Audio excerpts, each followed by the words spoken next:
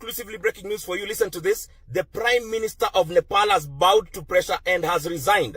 And of course, there are plans of him fleeing the country. But the people of Nepal are not letting any government official flee outside the country.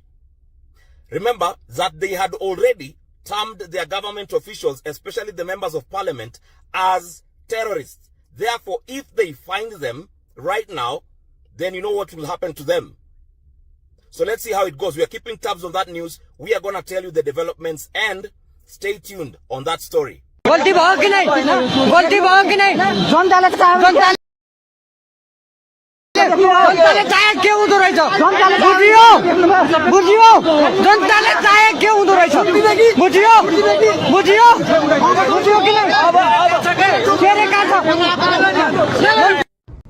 All right, now listen to this. The youth of Nepal have launched a campaign to find those police who have killed the Gen Zs who were in protest. And listen to this. They have found one of them.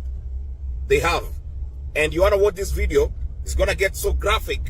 But they are baying for his blood. Watch this.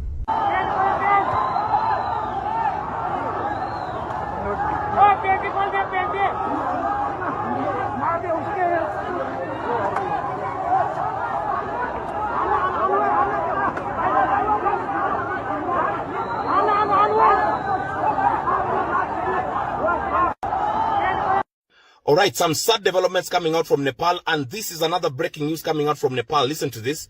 The wife of the Prime Minister, who just resigned, has been confirmed dead after being beaten up to death in front of the Prime Minister. She's been beaten up to death. Now, what about the Prime Minister who was just there to watch because he could not do anything because he was in handcuffs of the mob? He's also being beaten as we speak, and he's being rounded off the streets of Nepal. He's being humiliated. Who else?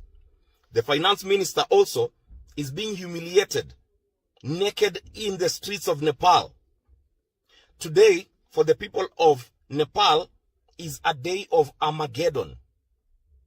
It is a day for do or die for them, because they have been suffering for so long that they couldn't continue suffering anymore. Let's see how it goes. Wow. We're in the middle of a revolution here in Nepal. Somehow I ended up here. It's crazy. But something tells me this is what needs to happen. Whatever is happening in Nepal is out of this world. So, the Prime Minister who just resigned watched his wife today being beaten, pushed in a house, and the protesters set the house ablaze. Like wakachoma hiyo hao, wife akiwa ndani, walimpush ndani, and they set the house ablaze. The Prime Minister could do nothing simply because alikuwa amekuwa mapingu. So there's nothing he could have done as they were beating him. And now, the finance minister anatembezwa huko akiwa ndeve, like so naked. The Prime Minister is being humiliated, being beaten, simply because the people of Nepal don't like or rather they didn't like his leadership. He was corrupt. And he did not actually, they banned social media so that the world cannot see, or rather the world could not see what is happening in Nepal. Right now, 22 people have been reported dead, and almost 300, or rather more than 300, seriously injured. Simply because someone was corrupt, and the people of Nepal did not like his leadership. Let us pray for Nepal. The army are leaving. The riot police have left. The building behind me is on fire. In front of me, sorry. People are celebrating, smashing everything. You can see. Parliament has been destroyed. Guys, mnajua Kenya is the first country where Gen Z showed that protesting can happen even in the government offices. Now listen to this breaking news. Nepal, Gen Z wameamua kwenda hadi wao kwa parliament.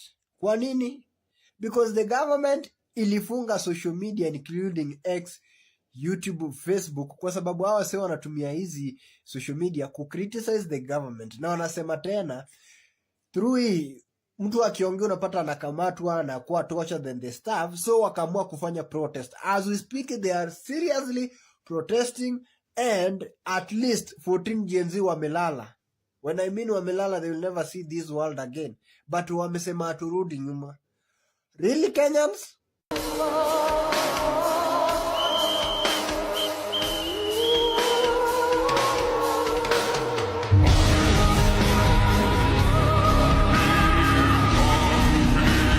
Wewe wa Kenya jo, hii nayo mmetoa wapi? Kuna hii yenye imenibamba sana.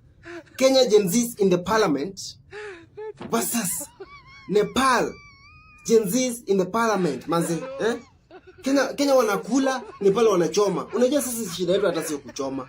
Shida yetu ni njaa. Njaa tu. Tukishapata chakula, tuko sawa. Kwanza niko sure ama Gen Z wenye walikuwa wanakula, wale walikuwa wamejaa hapo ndani. Hapo hizi kosa mluya. Unaona?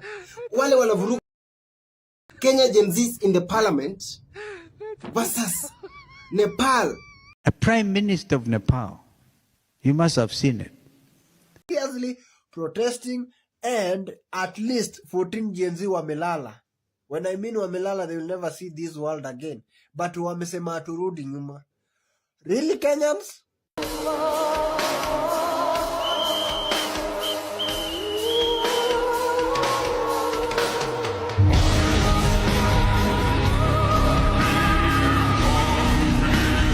Wewe wa Kenya jo, hii nayo mmetoa wapi? Kuna hii yenye imenibamba sana. Kenya Gen Zs in the parliament versus Nepal Gen Zs in the parliament. Manze, Kenya wanakula, Nepal wanachoma. Unajua sasa shida yetu hata sio kuchoma. Shida yetu ni njaa. Njaa tu. Tukishapata chakula, tuko sawa. Kwanza niko sure ama Gen Z wenye walikuwa wanakula, wale walikuwa wamejaa hapo ndani. Hapo hizi kosa mluya. Unaona? Wale wanavuruga wanachoma kwao. Sisi hatuchomi. Hapana. Sisi tunakula, tunashiba. Unaona? We only need food, manzi. Njaa ndio imetupeleka pale, na hiyo njaa tunahakikisha kwamba tumbo yetu iko sawa. Hata tukirudi uwanja tuko sawa. Lakini wale wa Nepal, manzi, wanachoma. Na hata sasa tumesema hatutaki kuchoma nchi yetu tena. Sasa tunataka tukae na amani hicho. Tukae na amani. Kwa hivyo mkiweza kutupea chakula, tutakuwa tu tuko sawa. Mambo ya maandamano tumesahau. Manzi, Kenya.